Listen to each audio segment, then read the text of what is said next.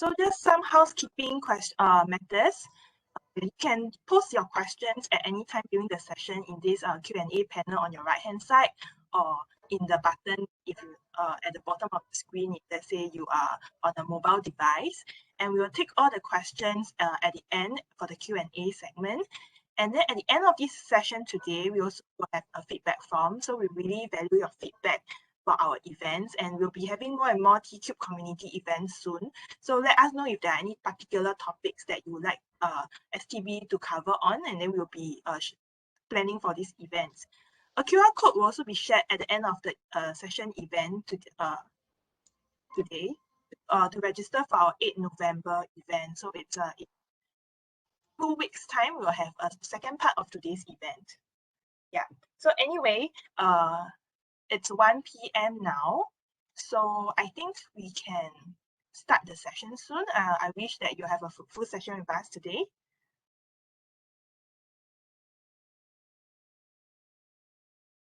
Yeah, so very happy to invite everyone to our Tcube event today. The topic for our event is data analytics for tourism business. And for our event today, we are very happy to have Hui Hong, the Executive Director of Industry Technology Transformation of STB. She will be giving her opening remarks.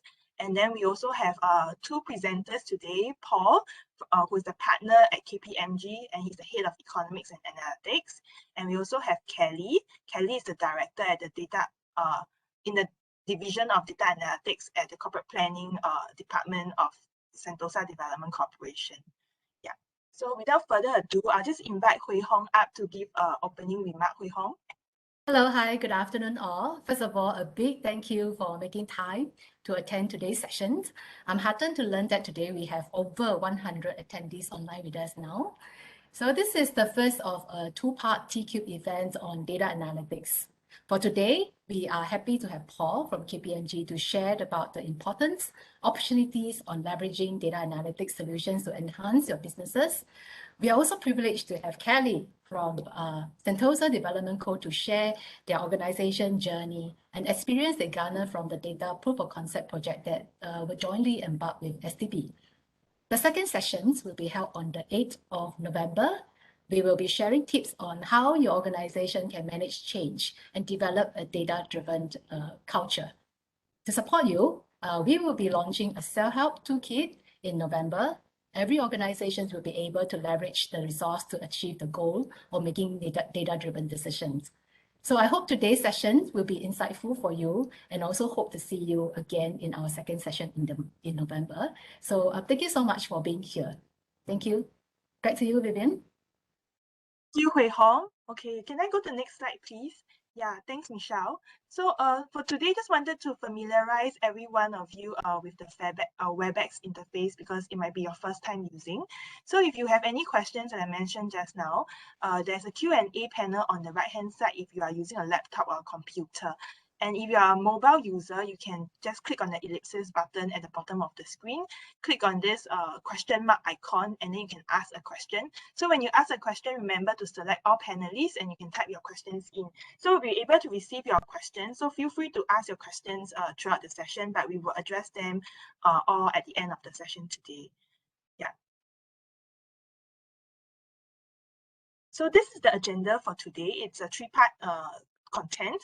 First up, we have Paul, who will be sharing with us on the importance of data analytics to your organization. Thereafter, Kelly will be coming in to share a real-life use case that Sentosa has done to increase the capability of data analytics within the Sentosa precinct. And third, Paul will come back to share about how organizations can develop their data analytics and technology, and also their data governance. Next.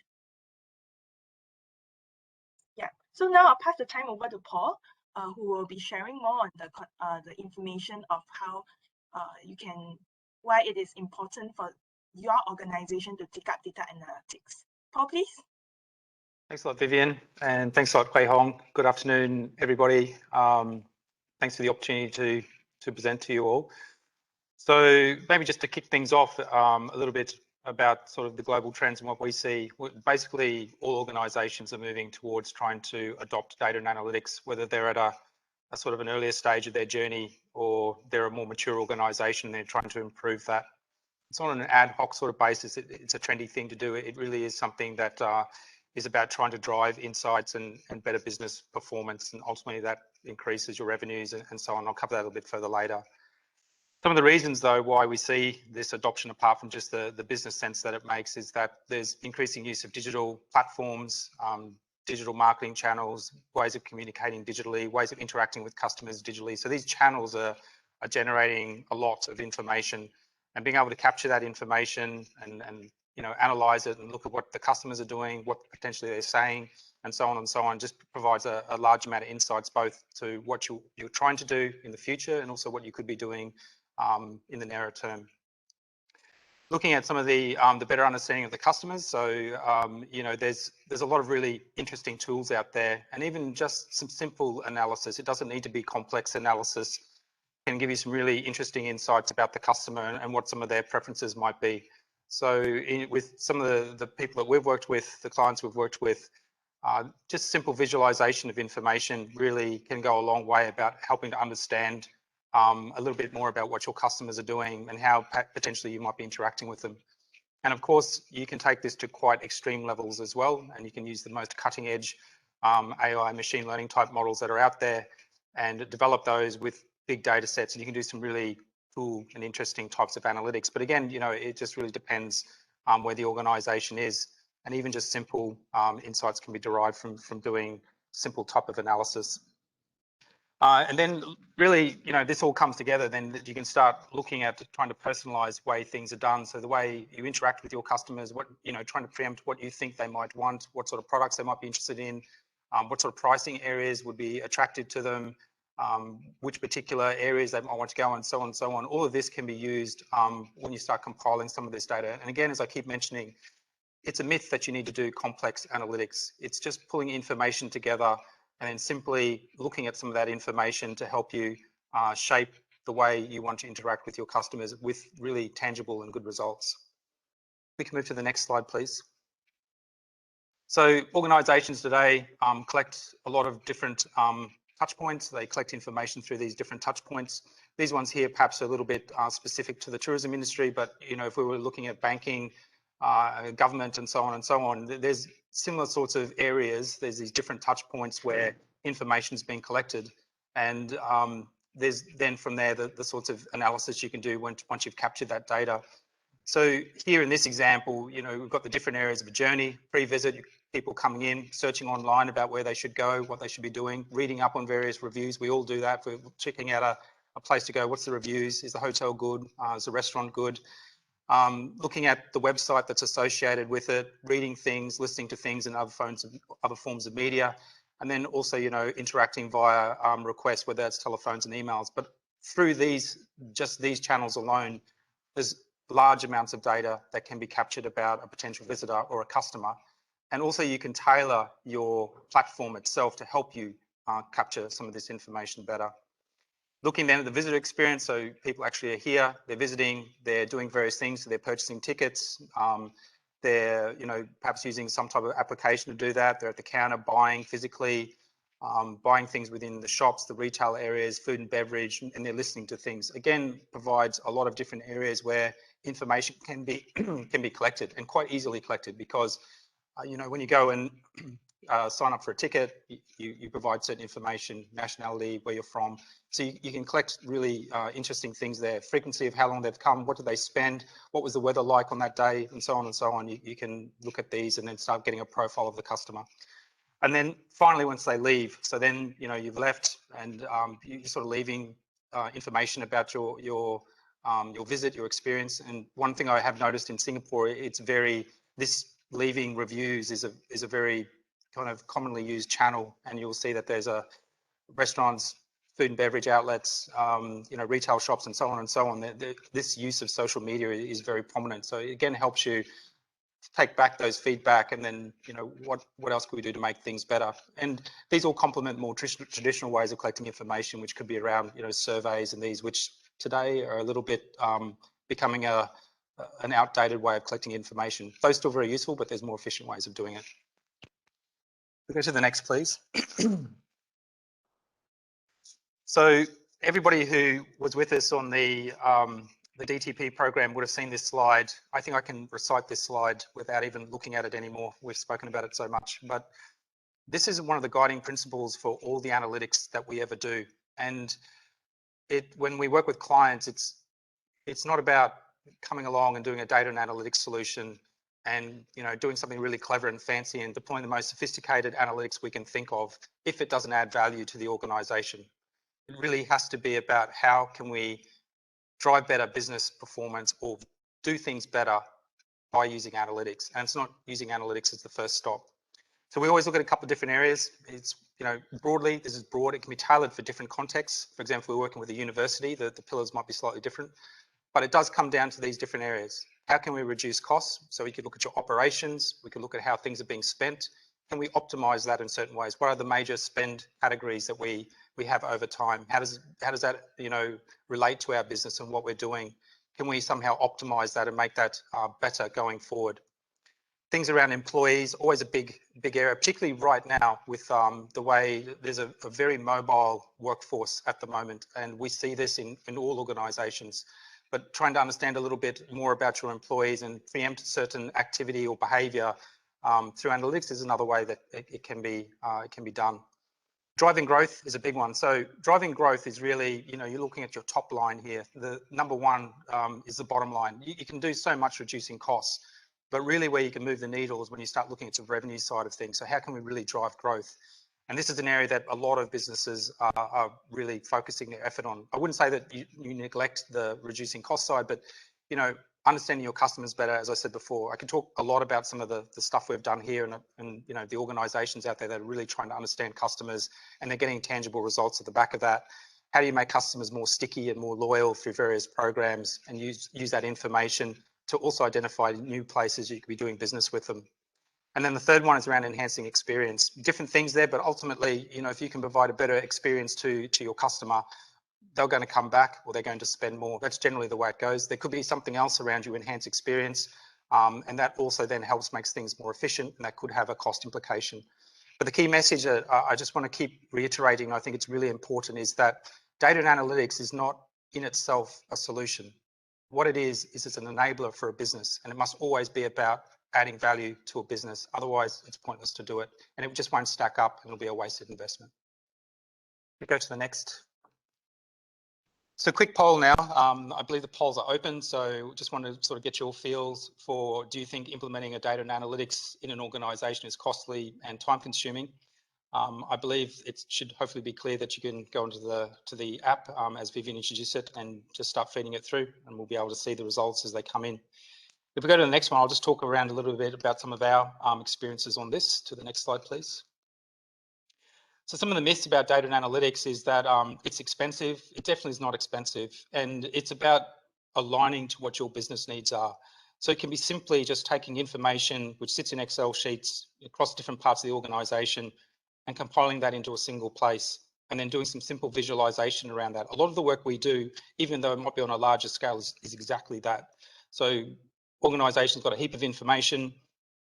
Could we be doing something with that? And then, starting to just simply pull that together and have a look at it without even doing any type of analytics.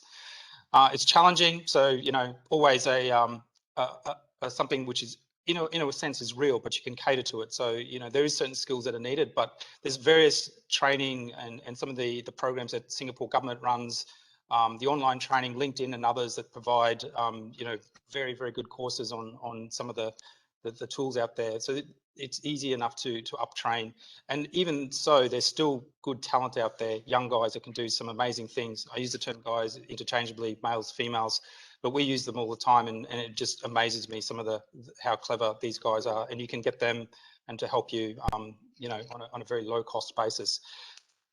It's time intensive, yes. I mean, it can be, but if you've got the right sort of approach, you've got a good sort of strategy in place about what you want to try to achieve, and you've got a good scheduling timetable around that, it's something that can be done. Cause people lose their jobs, absolutely not true. In fact, if you do drive your top line, then what happens is you create new business opportunities and you actually can hire new people to do new things. And it's the holy grail, again, a myth. It's a myth in the sense that if it's not aligned to the business and the business owners and the users, to help enable those businesses, it will always be something that doesn't really succeed. But if you get this piece right, it will be something that is really, really beneficial, as we see in the organisations that are doing this very successfully. Quick response on the polls. Looks like there's roughly about, slightly more than a third of people are saying yes. Bit under that, slightly less than that are saying no, and then there's quite a large proportion with no answer. So we'll leave it at that. Okay, if we go to the next slide, please. So again, another quick poll is, why do you think many companies fail to embark on a data transformation journey? So again, please fill it in, and we'll flick through. So some of the reasons that they may fail to embark properly is it's done without a plan or purpose. And I'll cover this a little bit more later as well. And I'm sure Kelly will also emphasise this point, but it has to be part of the business plan and not something that's done in isolation. Overcomplicating analysis. I've been doing analytics for most of my career, and this is something that we see all the time. So you can do the most sophisticated analysis, but sometimes just simple trends will give you exactly the same result. Don't overcomplicate things, and it's a very common mistake that we see all the time. Your different type of visualizations, this is really about just understanding what your businesses need or your stakeholders need in the business. And if that's 2 people in the business, what do you want to see? These sorts of things, so that you get the right sort of results. So when we're working with clients, we're always scared because if we get it wrong, we'll get a blasting from the client. So for us, it's always very, very important that we're aligned very closely with what the client needs, and this is important. Confusing correlation and causation, always an interesting one. Correlation just means that something occurs in line. You often notice it with something else.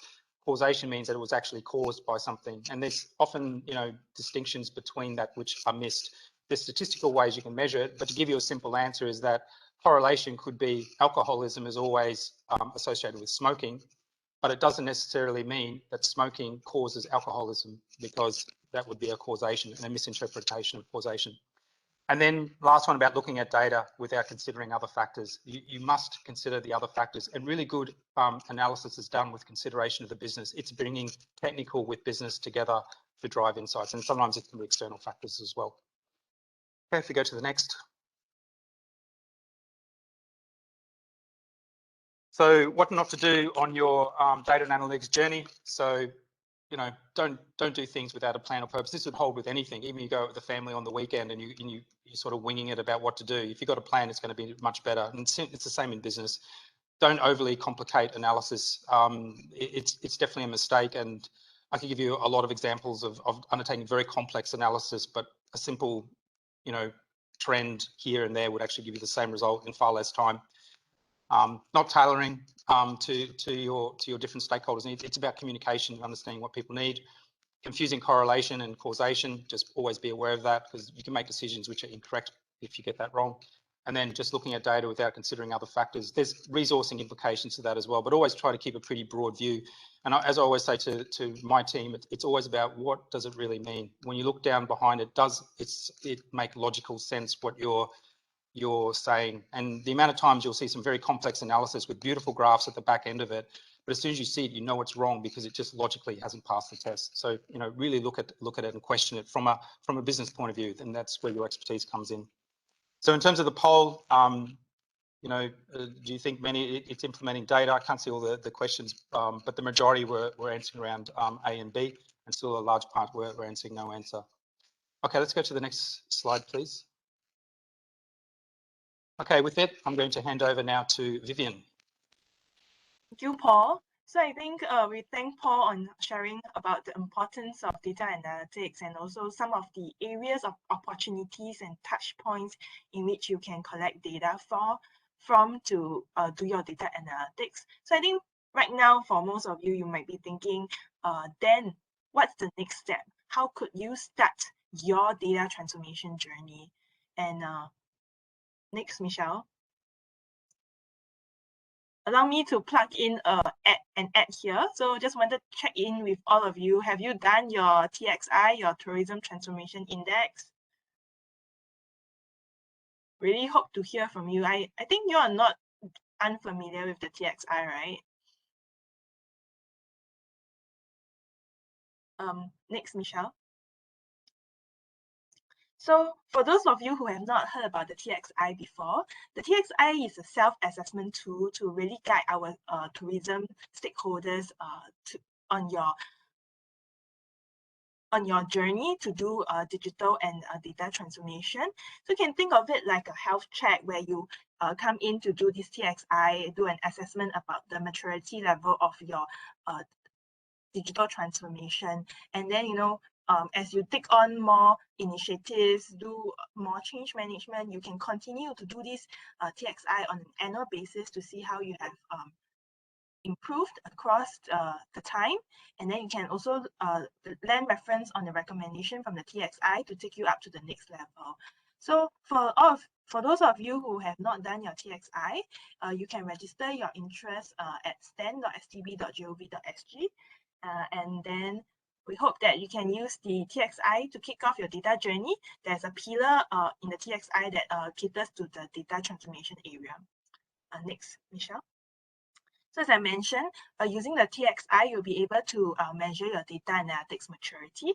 So based on your data analytics maturity, you'll be able to identify some of your next steps, maybe some of your strategic objectives that you want to do in terms of what you want to achieve out of data analytics. So for example, if you are quite nascent in your journey, you're maybe at the developing stage, then you can consider about like, how can you make your financial reporting more efficient? So maybe you can use data analytics to do financial reporting, to do cost benchmarking. And once you have all this information in place, then you can think about going to the next level of like maybe using all your information to do customer segmentation, do a revenue segmentation, even to understand like where are most of your revenue coming from. And once you have this kind of information of like revenue segmentation and customer segmentation, then you can even do things like whether now that there are certain customer segmentation that appeals to your product more, then you can think about doing personalized marketing, doing dynamic pricing, doing recommendation too, or even in terms of your back-end logistics, you can think about like auto manpower scheduling to manage your resources better. Yeah, next.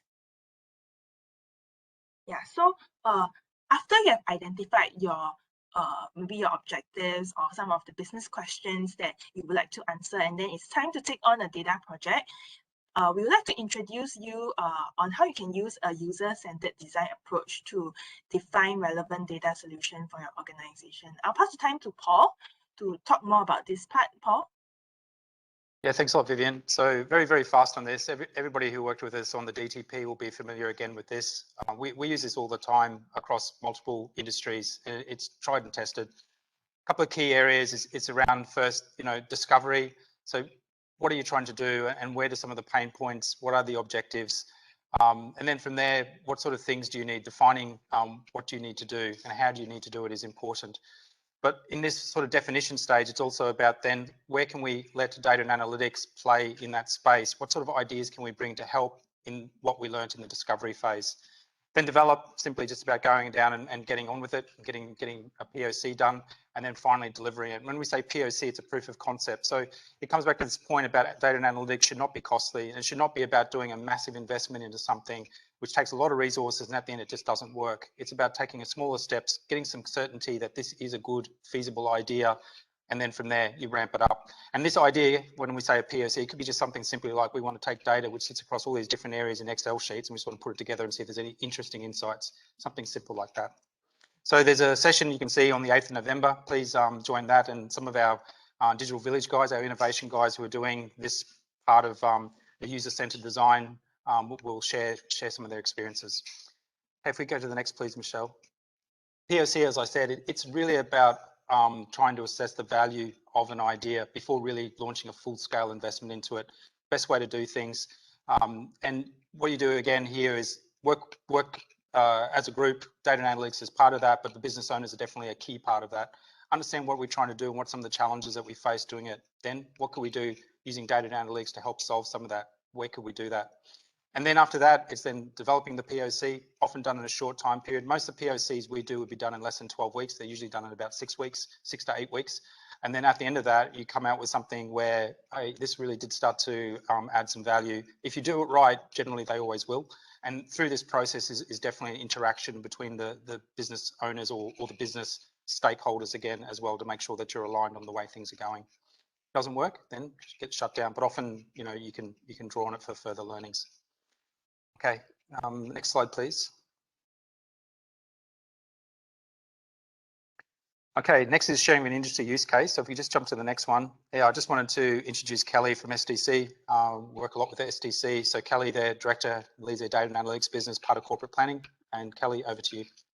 Thanks, Paul. Thanks, Vivian. Yep, very happy to be here. Right. So I guess I was invited to speak about this because I think it kind of left off in the last event, right? I spoke about Sentosa participation, right, in the data transformation program. But at that juncture, right, the pilot was still running, right? So we haven't quite got round to the results and the benefit, right? So today, happy to announce and happy to report some of the benefits that the team and also the organization has reaped from this particular pilot itself, right? So what might be quite intuitive in terms of defining the question itself, how might we kind of create a data-centric loyalty proposition, right, to bridge the data gaps and also span at our partners. But what is important, right, what Paul has mentioned, we actually took a long time in deciding the correct use cases to do, right? Because there were many different challenges, right? And when we did this, we just came out of the lockdown, right, the circuit breaker period. So there were a lot of operational challenges. So when we explore, right, there was a multitude of areas that we can work on. Number one, we wanted a picture on the ground, right, where the crowd level are and whether we are actually adhering to safe distancing measures. Do we have enough resources on the ground to guide people to do the right things and not run afoul of all the rules and regulations we have? But I think one of the key things that strike us is actually because of the current situation, right? A lot of our partners were affected. And how do we drive and help them in this situation? How do we drive spend? How do we attract visitors back onto the island itself, right? And really to make them spend a little bit more, to make them stay a bit longer, to make them visit more than one attractions or more than one property on the island itself. So then we thought about this, right? When we did this, there's a couple of challenges already today, right? So the My Sentosa app itself actually doesn't have sufficient proposition really to become a data source that captures some of the consumers' spending and also movement and visitorship, right? There was also no clear incentive for the visitors to maintain relationship and also to return to Sentosa, right? So it becomes quite a challenge for us. How much to invest, what to invest in, right? Especially when we know loyalty program, yes, it captures data about the visitors and the guests when they are visiting, when they are experiencing certain products and services. But I think the crux of the problem that we are trying to get to is actually how much do we invest, right? And what does the investment in, let's say, a loyalty program, what's the payback to us before fully sink in all the investment, right? And make sure that we really get the benefits. We went on to and we onboarded ourselves on the data transformation program, and that really helped us to establish all of the benefits and also give us a gauge of how much to invest and what the returns on, right? So of course, the solution is actually to drive towards a loyalty-centric proposition for really richer data capture and insights. So on the visitor side, right, it's about earning points through gamification, better understand them. And of course, what we can do is actually to run kind of tactical campaigns very fast, refresh the content, and what kind of content will appeal to the different segments of people as well, right? And also, when they make a purchase, get them to come back onto the island by redeeming the loyalty points, right? Whatever they've earned, they want to spend it again, and that actually give them a reason why they want to come back onto the island, right? For our partners on the island, right, the F&B, the attractions, the hotels, right, it's about understanding the visitor demographics and also the behavior, right? Do they visit more than one precinct? What are the properties or the various kind of categories of attractions, and also the F&B do they visit together?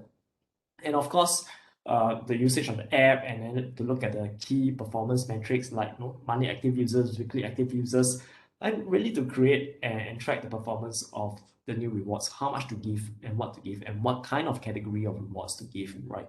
And some of the benefits that we actually gotten out of this particular pilot itself is about increasing the engagement, right?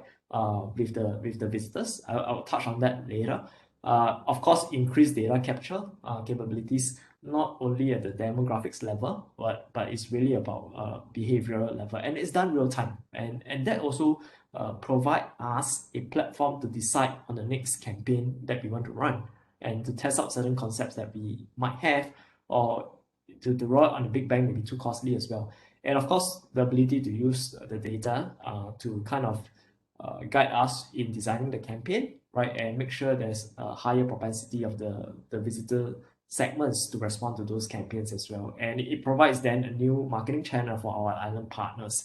And it's really a platform whereby we think how we can actually merge and unite all our island partners in terms of kind of holistic value proposition and of all the various offering we have to the different segments that we are actually targeting, right? You can go to the next slide, please.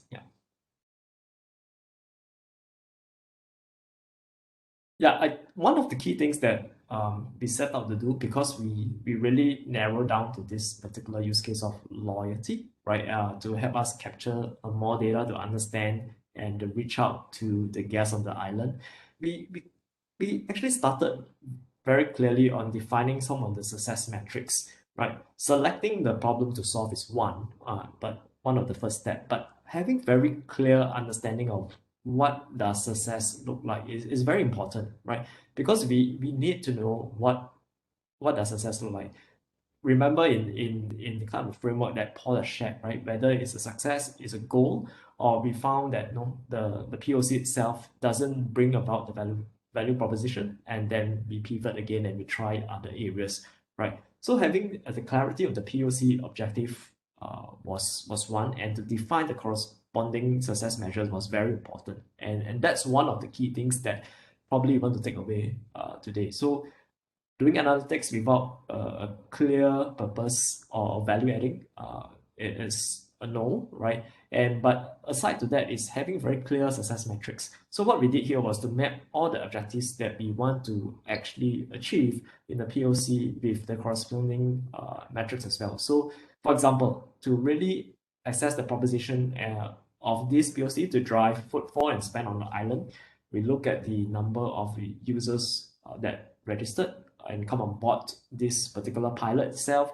the number of active users, weekly active users, the total number of transactions, and of course the percentage of users that reach different tiers, the silver and gold. In this program, there were 3 tiers, right? A silver, gold, and blue, right? Depending on the spend and the frequency of spend as well.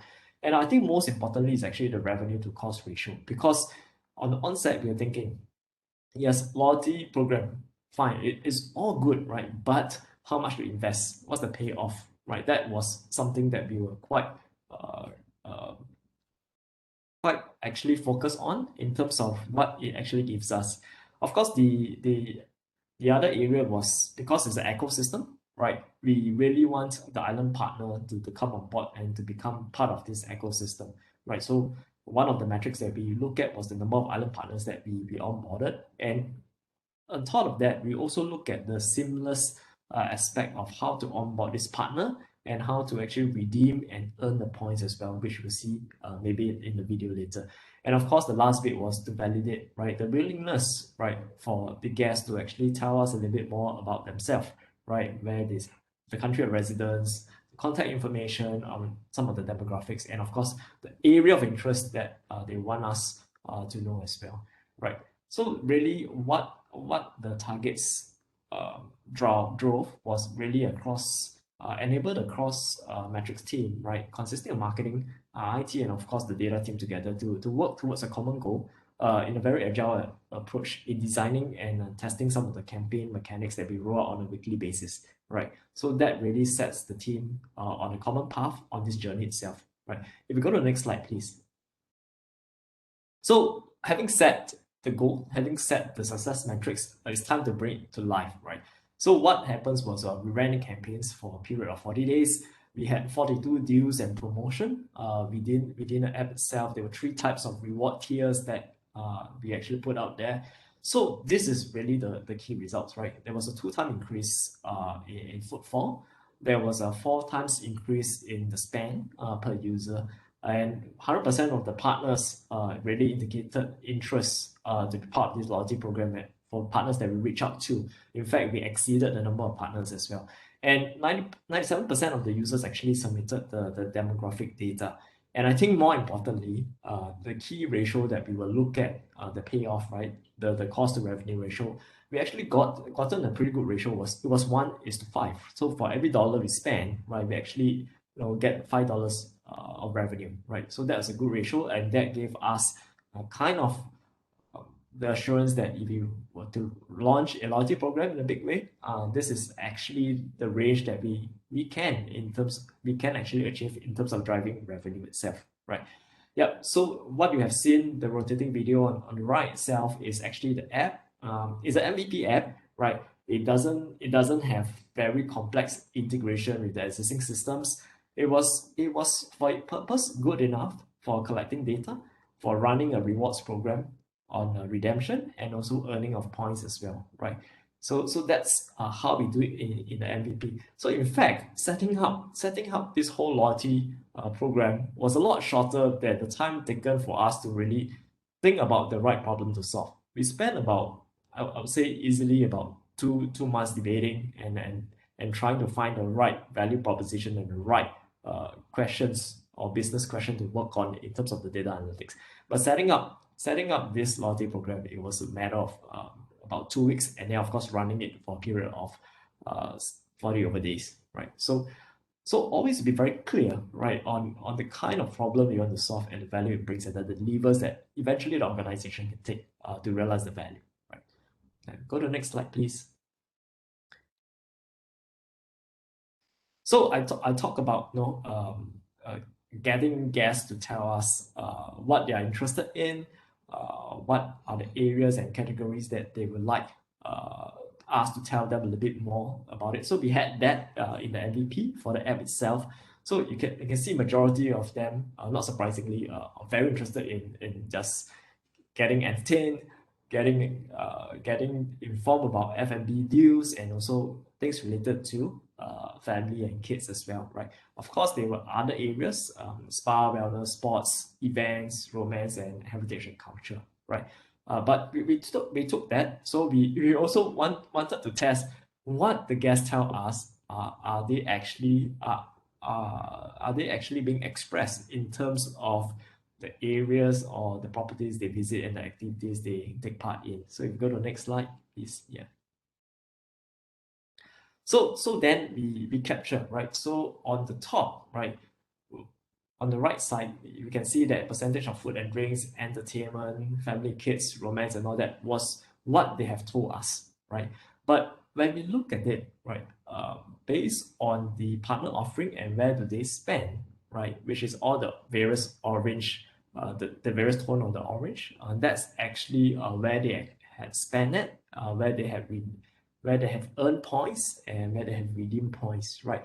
So you can see a lot of them are actually quite congruent, right, to what or it aligns to what they've told us. But there are actually certain segment of people that actually do a little bit more. So those were actually highlighted in blue. For example, right, people told us, hey, tell me what's interesting about F&B, but they actually spend at the attraction, right? More towards the sporty kind of attractions as well, or entertainment, right? Entertainment. So when we talk about entertainment, I think enjoyment, but actually they do spend a lot on the F&B and the luxury hotel side of things, and that actually tells us, hey, we actually have this ability to offer new concepts or new product bundling, and these are potential, and that's where the segment of people actually are, and actually we can actually have very targeted campaigns that cater to them as well, right?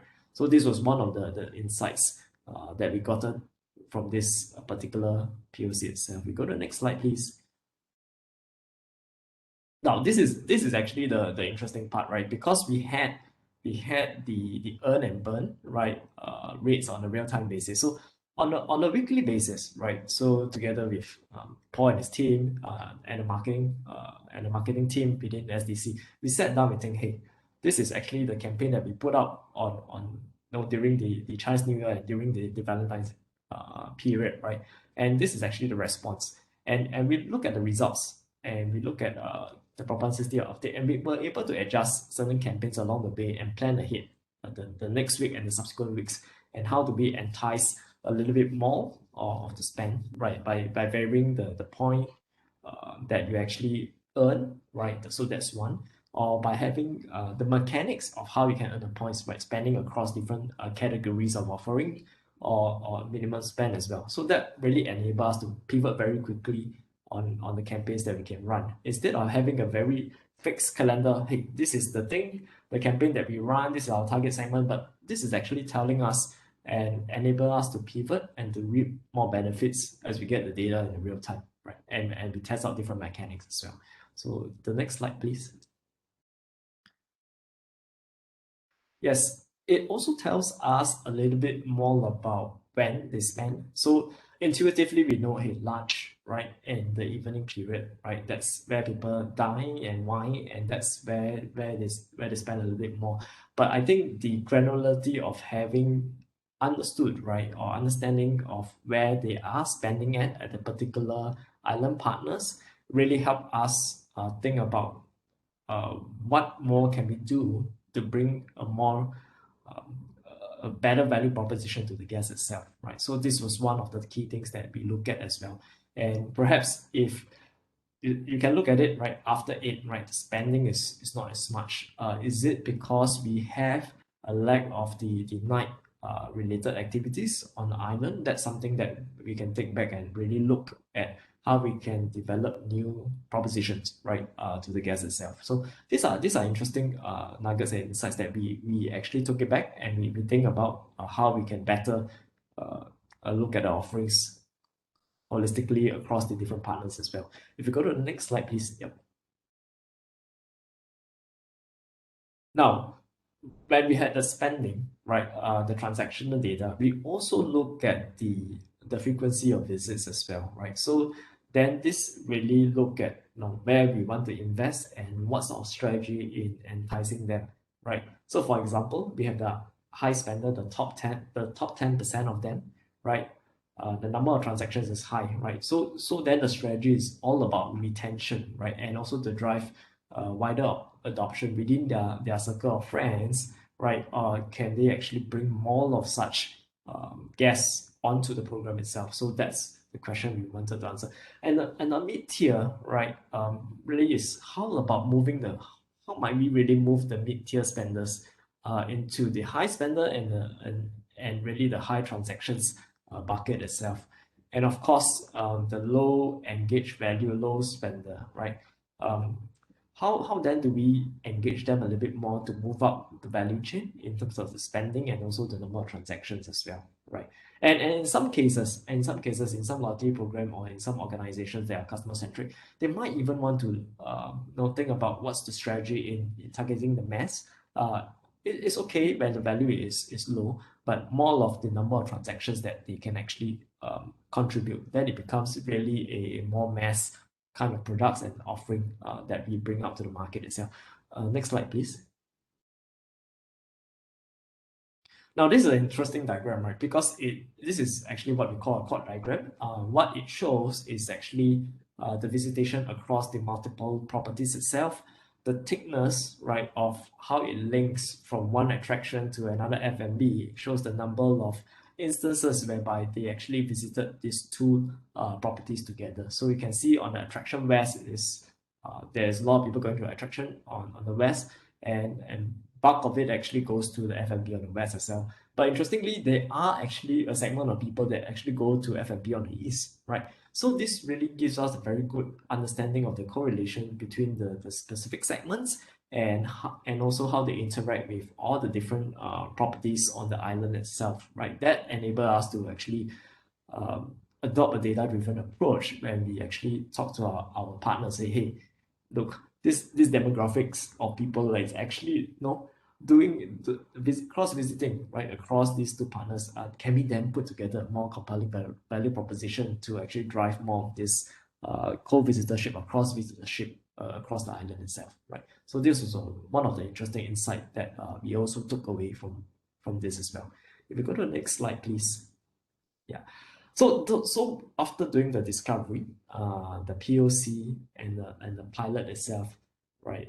We gotten a lot of insights. What was not shown here was the content that we put out, the different content that we put out. We look at the engagement, right, of the different segments to this content as well. We also test out new concepts, right? Sustainability in travel, right, is actually one big area, and for Sentosa is also one big area because we're moving towards a carbon neutral, being a carbon neutral destination by 2030, right? So we talk about, so how does sustainability, right, resonate with some of the guests that visit on the island? So one of the key things was we did with the POC was actually putting out rewards that kind of help us in the decarbonization program and also some of the sustainability efforts as well. For example, planting a tree on the island. And what we discovered, yes, there was a segment that was very much interested in this aspect and area about sustainability as well. And that was surprising to us because when we put out and test it out, we didn't expect the response to be as high as what we thought it would be. So these are interesting things that we, without this POC, without capturing the data, we would have not known.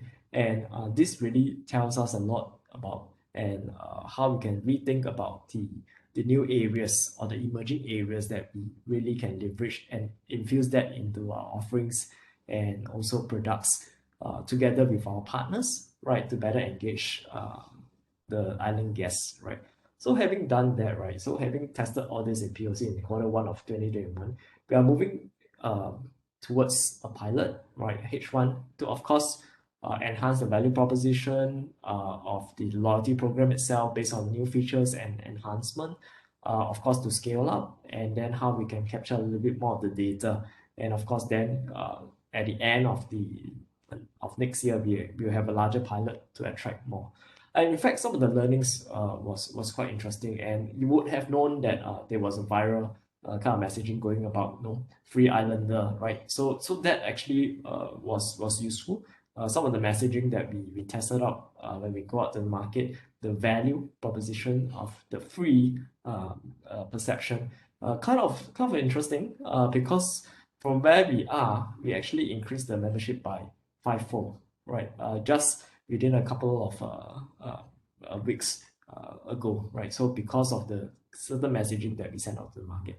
So this is actually what I have to share today, and that's where we are going. The next point are some thoughts on the analytics. Sorry, go back one slide. I will not belabor the point here, right? So it's all about what Paul has covered. Finding the right questions to solve is important. Leverage external source. Data analytics, most importantly, is a journey.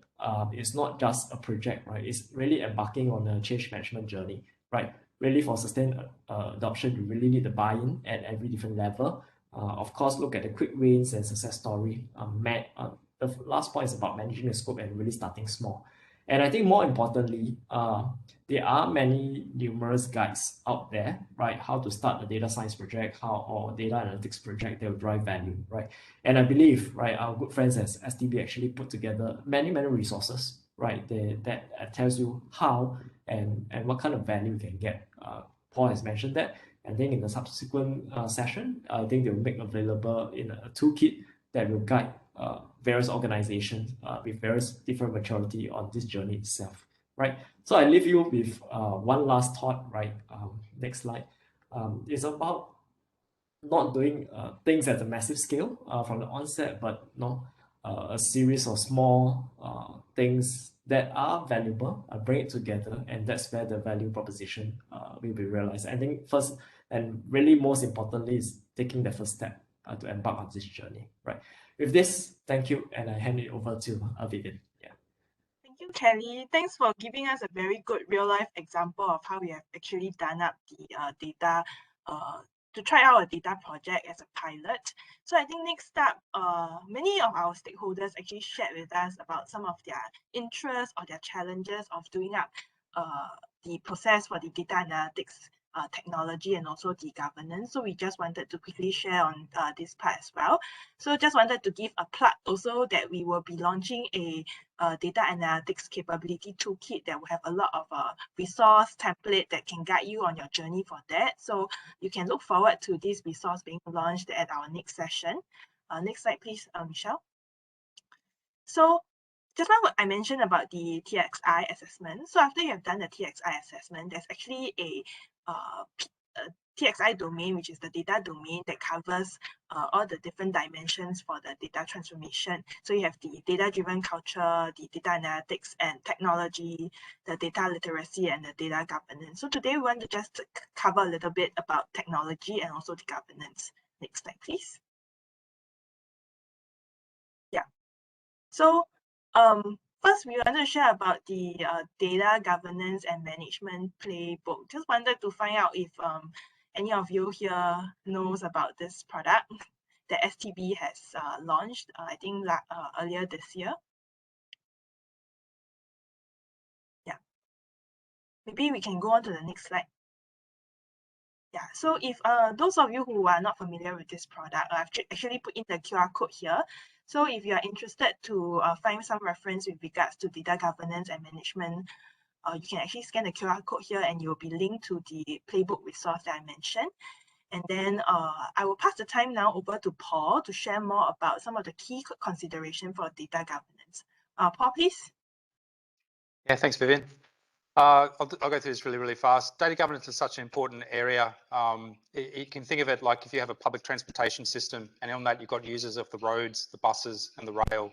You can build all this great stuff, but if you don't put the rules in place about how you're going to use this, it's just going to be a jumbled mess. So that's what data governance is all about. First, what sort of strategy are you trying to achieve? So what is the business trying to achieve? And around that, how can data be used in that strategy? Next thing, I'm covering this at a very high and fast level, just in the interest of time, so apologies for that. But if we go into the next slide around accountability and ownership, who's responsible for that data? Sorry, if I could just go back quickly to the one before. Who's responsible for the data? So having first a strategy about what are you trying to achieve with your data and your analytics and how's that going to help your business? Second, who's responsible for making sure that data is up to date, it's clean, it's in the right formats, it's been put in the right places at the right time, and so on is a very critical part. The governance and policies, it sets the rules. So who's going to do what? How do we make sure that it's entered the same way? So some very simple examples is when you put people's information, would I be Paul Kent, Mr. Paul Kent, P. Kent, Paul K?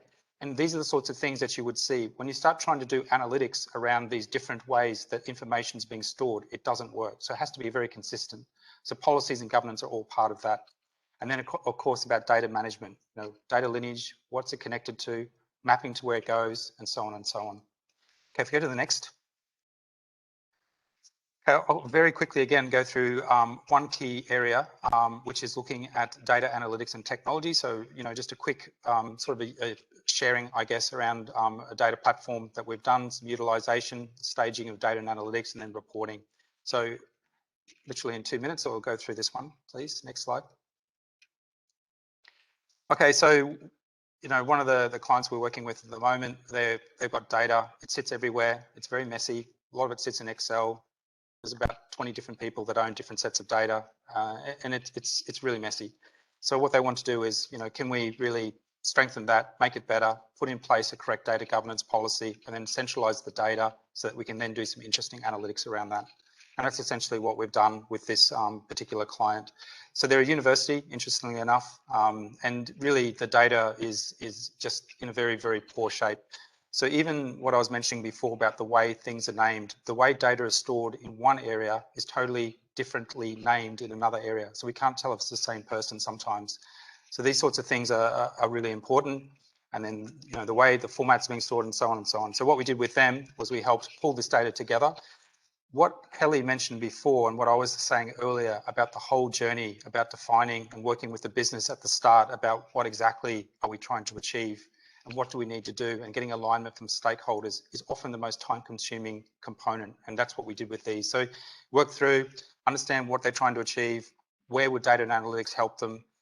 Basically, the question to us was, can you build a data warehouse and do some analytics? But we didn't know what type of analytics, what type of visualization. So working our way through that.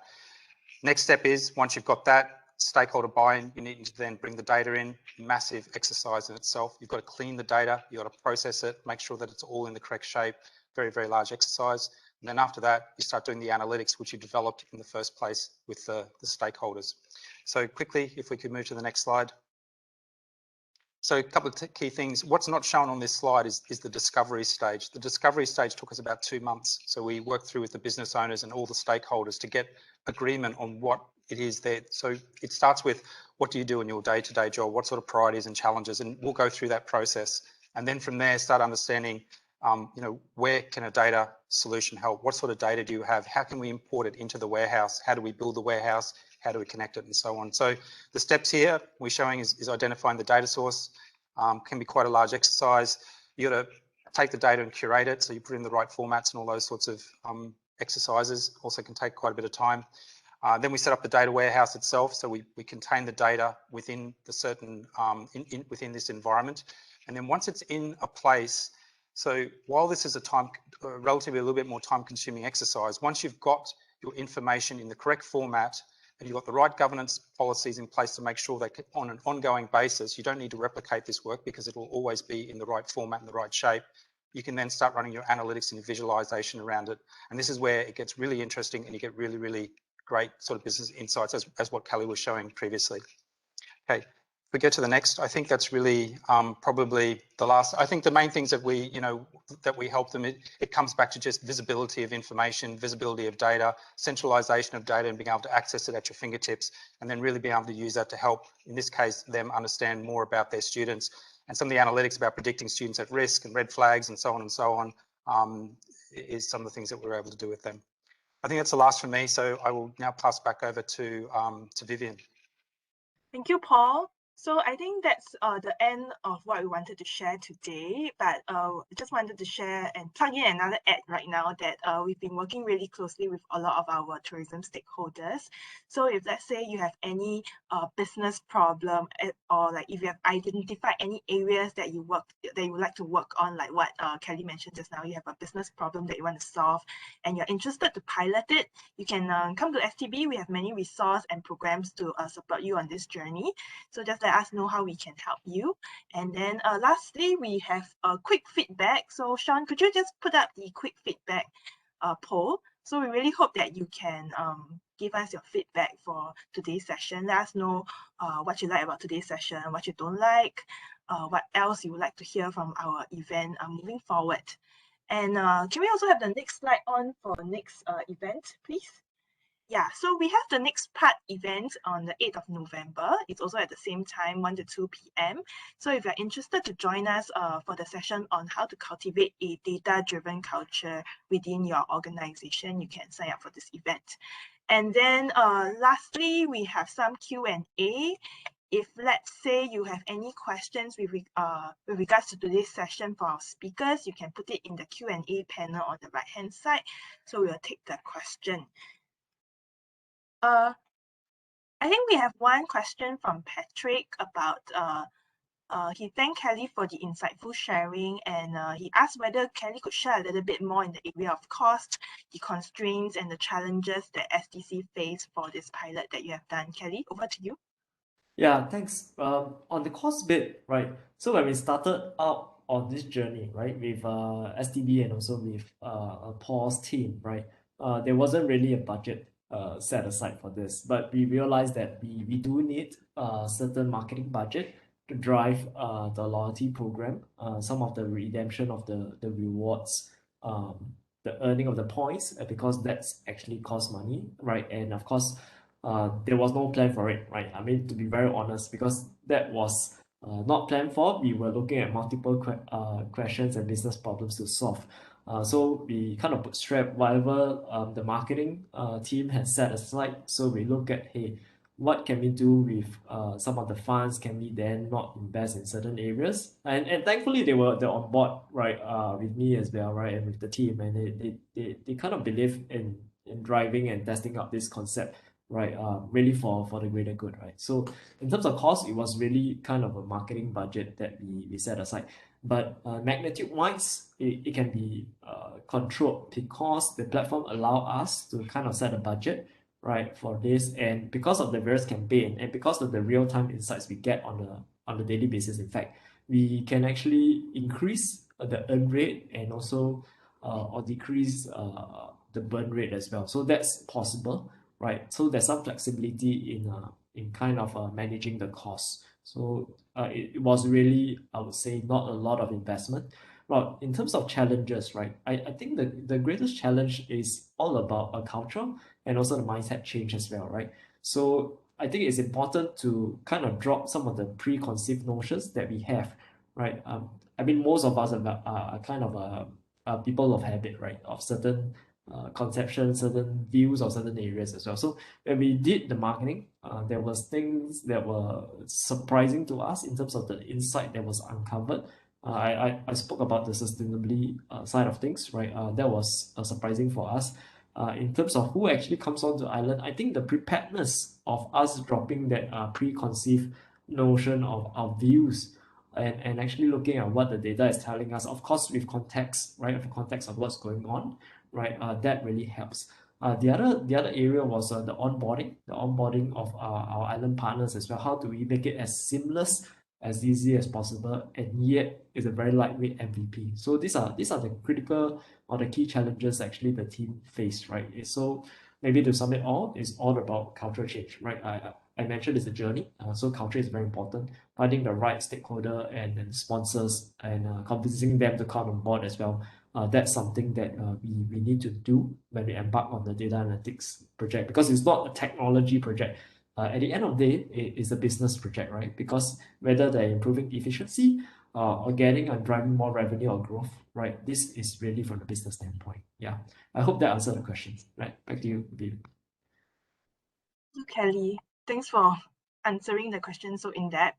I think we have another comment from Tony. Tony mentioned that for hotel room sales, they are lacking forward quantitative data such as international arrivals. So it would be good to incorporate this data instead. So actually, Tony, I'm really happy to tell you that actually within STAN for data partners and our tourism data contributors, we actually have this data in STAN. So as long as you are like one of the hotels who contribute to our monthly data performance submission, then we have actually given this this international arrival forecast, which is a 3 months forecast forward to all the participating hotels who have done the hotels data submission. Yeah. And I think another question from another Tony. Another Tony asked whether this recording will be shared later. So sure, we'll be sharing over this recording on our social media platforms, and then we'll also share it with you via an email and to this slide as well. Yeah. Okay. Is there any other questions for today's session? We'll just give it another 10 to 15 seconds. Otherwise, for those of you who have not yet done the poll, you can also continue to submit your poll. And then we really thank you for joining us for today's session very much. And we hope to see you at our next event. It will be the 8th of November.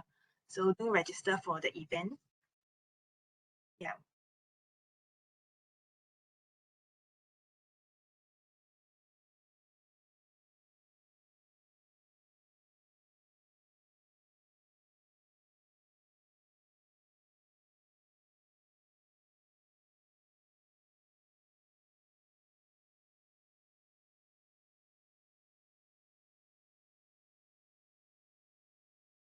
Okay, thanks everyone for joining for today's session. I'll just leave this screen here for you to register for the next event. Thank you so much for coming.